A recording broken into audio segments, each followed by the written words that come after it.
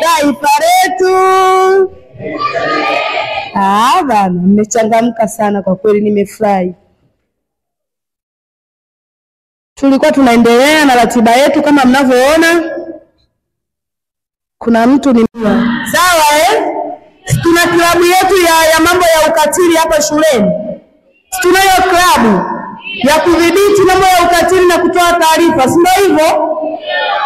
Sasa tunaye, nafikiri sasa ataingia afisa ustawi, utapiga 2 in 1. Afisa ustawi utawasilisha ukatili pamoja na wasilisho la ukatili dhidi ya kina mama. Beba lote. Taarifa hiyo ni ya wilaya, ukiitoa wewe maana yake ameitoa mtendaji wa kata.